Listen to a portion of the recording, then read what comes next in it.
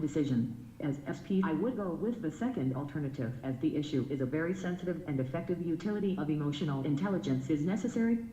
Also, my duty as a SP is to uphold peace and harmony in the society, and this possibility is realized only by the second alternative. Q2, you are the chief of the Central Board of Film Certification, CBFC. The movie on LGBT rights comes to CBFC for certification. This movie's story talks about struggle of two gay boys, one from upper caste and another from lower caste, who are maligned in the society and ostracized. The majority of the members in CBFC are against the movie as it has many explicit scenes. At the same time, there is an outcry from conservative groups seeking banning of the movie. Even few ministers who hold important portfolios in the union government have expressed their dislike for the movie. They think that the movie will endanger India's culture. Whereas the director is of the opinion that the movie tries to highlight not on sexuality-related issues, but also about other form of discriminations faced by lower caste people. You get phone calls from influential people to deny certificate to this movie. The issue has divided media and public into two opposing groups. In this situation, what is the course of action you want to pursue? Justify with valid reasons. Options available: ban the movie considering the sensitivity of the issue and yielding to the demands of conservatives, political representatives, etc. Clear the certification for the movie with necessary modifications. The latter option makes sense due to the following reasons. CBFC is an independent body, and my duty as a chief is to abide by the rule book and adhere to the tenets of the Constitution of India. So the movie has the right to freedom of expression. The views of all the CBFC members will be seriously discussed, but the ultimate would be to maintain a balance will be maintained in protecting the culture and respecting the fundamental right of equality.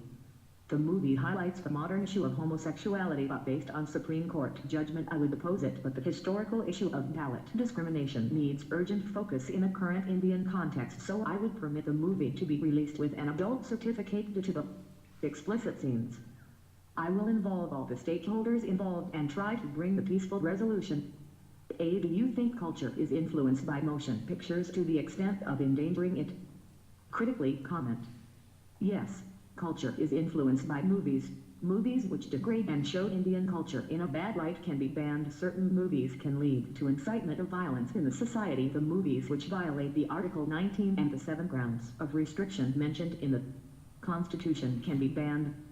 Note, by censoring films at the behest of a few, we embolden fringe groups to take the law into their hands. We arm them with the power to take the law in their own hands, and to undermine the rule of law. Thus, it becomes a tyranny of the minority over the rights of the majority.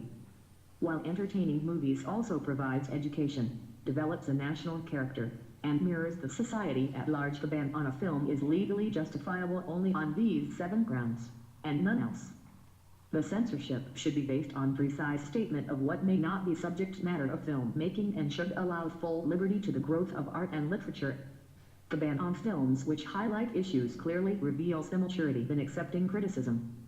www.insightsindia.com 15 www.insightsays.com Bans on films which raise modern issues such as Eulalia or fire should not be banned, especially when the question of the rights of the LGBT community is being debated as a constitutional issue, and as part of human rights.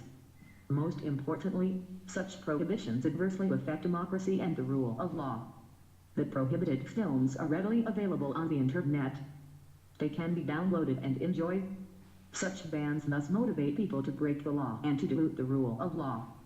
Sarpalli Radhakrishnan asserts that the Indian civilization is based on assimilation rather than on extermination.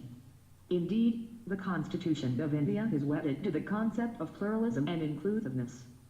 But extra-constitutional bans restrict the free flow of thoughts, of imagination, of creativity.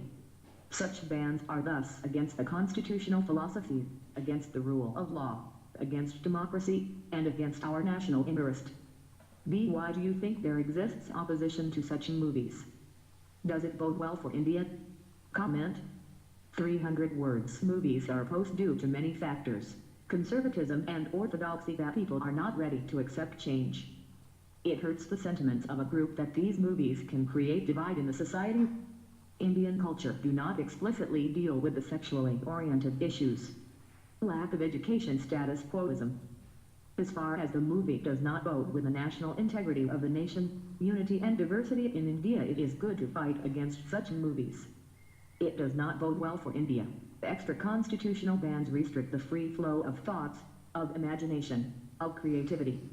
Such bans are thus against the constitutional philosophy, against the rule of law, against democracy, and against our national interest. Right to life and right to dignity need to be respected. Q3 adultery or divorce should have only civil consequences and not